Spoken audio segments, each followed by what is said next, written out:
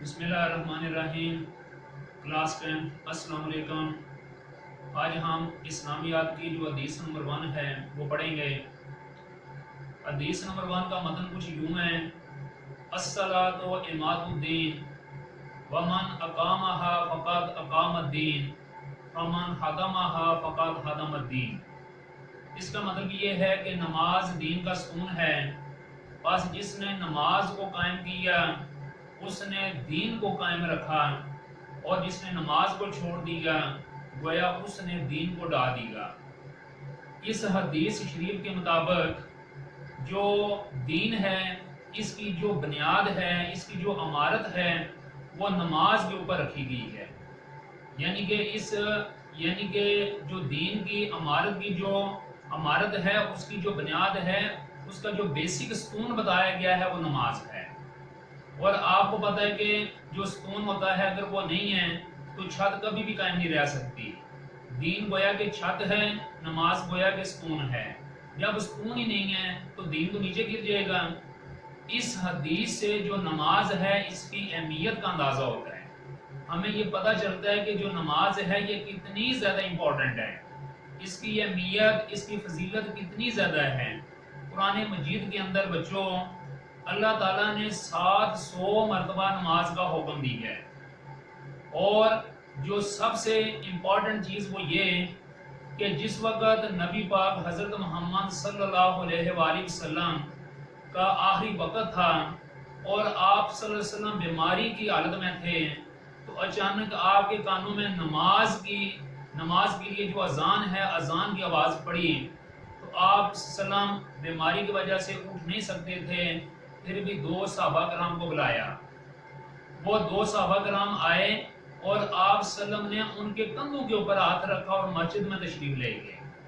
حالانکہ آپ لوگ جانتے ہیں کہ آپ صلی اللہ علیہ وسلم معصوم ہیں، نبی معصوم ہوتے ہیں، اور یہ بھی آپ کو پتا ہے کہ آپ صلی اللہ علیہ وسلم کو عذر بھی تھا، اور آپ صلی اللہ علیہ وسلم نے مسجد میں جا کے نماز ادا کرنا ہی یعنی کہ نماز ادا کرنا ضروری سمجھا اور گھر پہ رہنا گوارا نہیں کیا۔ آپ لوگ یہاں سے یعنی کہ ہمارے لیے ایک بہت بڑا سبق ہے اس میں کہ دیکھیں اللہ کے نبی اور نماز کی اتنی پابندی، اور ہمارا رویہ کیا ہے کہ ہم لوگ چھوٹا سا عذر ہوتا ہے، چھوٹا سا مسئلہ ہوتا ہے، چھوٹی سی پریشانی ہوتی ہے اور نماز کو چھوڑ دیتے ہیں۔ اور قرآن پاک کے اندر تو یہاں تک اللہ نے فرما دیا ہے وَدَلِّ الْمُتَّقِينَ الَّذِينَ يُؤْمِنُونَ بِالْغَيْبِ وَيُقِيمُونَ الصَّلَاةَ، یعنی جو متقین لوگ ہیں ان کے لیے جو نماز ہے وہ ایک سب سے بڑی صفت بتائی گئی ہے۔ یعنی کہ جو متقی لوگ ہیں، اللہ سے ڈرنے والے لوگ ہیں، جو پرہیزگار لوگ ہیں، ان کو اللہ تعالیٰ نے فرمایا ان کے لیے کہ ان کی جو ایک صفت ہوتی ہے وہ یہ ہوتی ہے کہ وہ نماز ادا کرتے ہیں۔ پھر اسی طرح اللہ تعالیٰ نے ایک اور جگہ پہ فرمایا کہ قد افلح المؤمنون الذین هم فی صلاتهم خاشعون، یعنی کہ وہ لوگ یقیناً کامیاب ہوں گے جو اپنی نماز کے اندر خشوع اور وضو رکھتے ہیں، یعنی سے آپ بڑی پابندی کے ساتھ یعنی کہ نماز ادا کرتے ہیں۔ پھر ایک اور جگہ پہ فرمایا کہ فویل للمصلین الذین هم فی صلاتهم ساہون، جو لوگ اپنی نمازوں سے غافل ہیں ان کے لیے تباہی ہے، ان کے لیے ہلاکت ہے۔ اس لیے بچوں میں نے آپ کے سامنے جو قرآن پاک کی کچھ آیات مبارکہ پیش کی جس میں یہ واضح طور پہ حکم ہے کہ ہماری دنیا اور آخرت کی جو کامیابی ہے اس کا جو مدار ہے وہ نماز ہے، نماز کی صحیح ادائیگی ہے۔ نماز اللہ تعالیٰ کا ایک بہت بڑا حکم ہے۔ میں نے جیسے پہلے عرض کیا کہ 700 مرتبہ قرآن پاک کے اندر اس کا حکم ہے، اس لیے ہمیں نماز کوشش کرنی چاہیے کہ باجماعت ادا کریں، گھر میں اس کا انتظام کریں۔ اگر ہم نے ایسا کیا اس کا مطلب یہ ہے کہ ہم نے اپنے دین کو قائم رکھا۔ پھر ایک اور جگہ پہ اسی نماز کا یہ فائدہ بتایا جا رہا ہے ان الصلاۃ تنہی عن الفحشاء والمنکر، جو نماز ہوتی ہے یہ انسان کو بے حیائی اور برے اعمال سے روکتی ہے۔ نماز ایک ضمیر ہے، نماز ایک وکیل ہے، نماز ایک جج ہے، نماز ایک روک ہے، نماز ایک ڈال ہے جو کہ انسان کو برائی کی طرف نہیں جانے دیتی بلکہ انسان کو روک کے رکھتی ہے کہ اے انسان یعنی کہ تو نے بالکل برائی کی طرف نہیں جانا۔ جیسے انسان برائی کی طرف جاتا ہے اسے اس کی جو نماز ہے وہ یاد آ جاتی ہے جس کی وجہ سے وہ رک جاتا ہے۔ ایک نبی صلی اللہ علیہ وسلم کی زندگی کا ایک چھوٹا سا واقعہ ہے کہ ایک صحابی تھے، ابھی وہ نئے نئے مسلمان ہوئے تھے، سمجھ لیں کہ 9 مسلم صحابی تھے، تو ان کے اندر بھی ایک آدھ یعنی کہ کوئی برائی موجود تھی، تو صحابہ کرام نبی صلی اللہ علیہ وسلم کے پاس گئے اور کہنے لگے یا رسول اللہ کہ فلاں جو 9 مسلم صحابی ہے، نمازی بھی ہے، یعنی کہ اس کے علاوہ نماز کے ساتھ ساتھ وہ چوری بھی کرتے ہیں، یعنی کہ چوری کرنے کی انہیں عادت تھی۔ تو آپ صلی اللہ علیہ وسلم نے فرمایا کہ میرے صحابیوں، ایک وقت آئے گا کہ اس کی نماز اسے اس چوری سے روک لے گی۔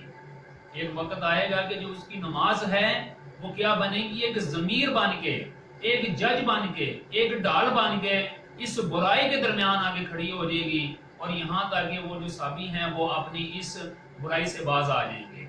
اس لیے آج جو ہمارا معاشرہ جا رہا ہے، ہمارے معاشرے کے اندر بھی یعنی کہ ہمارے معاشرے کے اندر بھی نیکی کی ضرورت ہے، اچھائی کی ضرورت ہے، بھلائی کی ضرورت ہے، اور مطلب یہ ہے کہ حیا کی ضرورت ہے۔ ان سب چیزوں کو مکمل کرنے کے لیے، ان سب چیزوں کو پھیلانے کے لیے ایک ہی سب سے واحد یعنی کہ جو مدعا ہے اسلام کے اندر بیان کیا گیا وہ نماز ہے۔ اگر کوئی نوجوان نماز ادا کرتا ہے، کوئی نوجوان خاتون نماز ادا کرتی ہے، اس کے بعد جو نماز ہے وہ اس کے ضمیر کے اوپر ایسی سوار ہوتی ہے کہ اسے کوئی برائی نہیں کرنے دیتی، بے حیائی نہیں کرنے دیتی، کسی بھی برے اعمال کے ارتکاب نہیں کرنے دیتی۔ لہٰذا ضرورت اس چیز کی ہے کہ ہم نماز کو صحیح معنوں میں سیکھیں اور اس کو ادا کریں، تاکہ ہماری وہ نماز جو ہے اللہ تعالیٰ کے ہاں قبول ہو۔ اور ایک اور بات کہ بعض لوگ نماز پڑھنے میں بہت جلدی کرتے ہیں، نماز کو سکون سے ادا کرنا چاہیے، ٹھہر ٹھہر کے ادا کرنا چاہیے، سجدے آرام سے ادا کرنے چاہیے، کیونکہ اللہ کے نبی کا فرمان ہے کہ جو اے لوگوں نماز کی چوری سے بچو۔ صحابہ کرام نے پوچھا یا رسول اللہ کیا نماز میں بھی چوری ہو سکتی ہے؟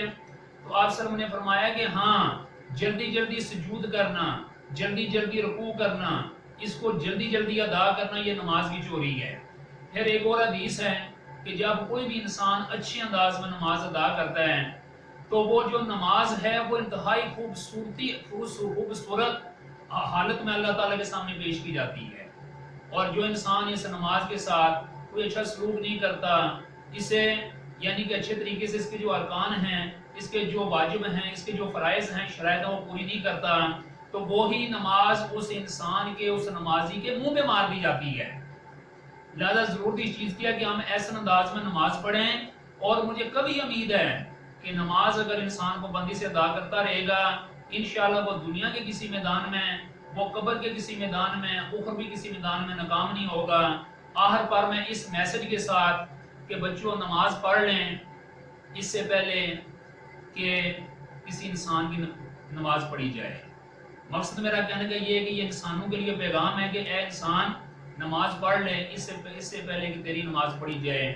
تو یعنی کہ آپ کو پتہ ہے کہ جو نماز جنازہ ہے وہ ایک انسان کے لیے پڑھی جاتی ہے، تو ہمیں نماز جنازہ سے پہلے اپنی جو نمازیں ہیں وہ درست کرنی چاہیے اور سیکھنی چاہیے۔ اور قیامت کے دن سب سے پہلا جو سوال ہے اول ما یحاسب بعبد الصلاۃ، سب سے پہلا جو سوال ہے قیامت کے دن، قبر کے اندر، قیامت کے دن، عالم برزخ کے اندر پہلا سوال نماز کا ہوگا۔ لہٰذا ہمیں اپنی نماز کی طرف توجہ دینے کی ضرورت ہے اور اس پہ عمل کرنے کی ضرورت ہے۔ اللہ تعالیٰ ہمیں عمل کی توفیق عطا فرمائے۔ السلام علیکم ورحمۃ اللہ وبرکاتہ۔